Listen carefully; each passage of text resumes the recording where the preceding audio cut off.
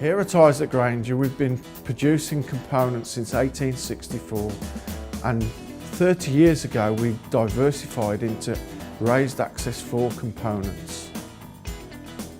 This year we're celebrating 150 years in business. We are one of the UK's largest manufacturers of access flooring components.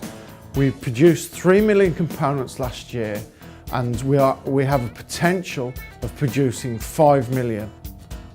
Our components are produced to go into floor systems.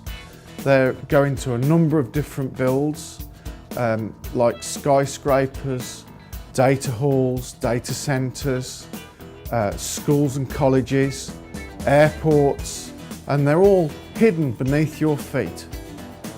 If you've been to any of those buildings and walked across those nice floors, you're probably walking on our componentry. So why have an access floor? Mainly it's to get the surfaces beneath the floor to make the floor surface safe to walk on. All the surfaces go beneath the floor, like the air conditioning, cable systems, pipework systems and heating systems. Not only does it look fantastic, but it can be very versatile. Clients can change the colour of the panels for the season change. Also, they can rebrand the floor system. We also have a client that put a glass system in place which ran a stream underneath the floor system across rocks, and it absolutely looked fantastic. So let's have a look at how we go about fitting our systems. The first job is to assess the subfloor and survey using a laser level. The floor is then prepared, but if it is in bad condition, it may need to be re-screeded. The next stage is to spray the floor with a floor sealer. We use 2 coats, one a yellow and then a red. This is to ensure that 2 coats have been applied.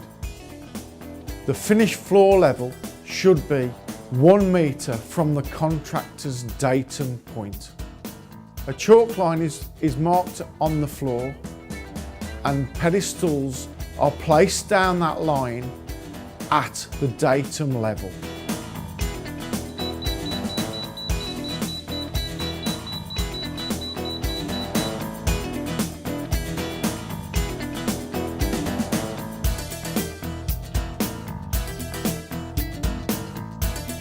Caps are clipped onto the top of the pedestal, and then the pedestals are glued to the subfloor.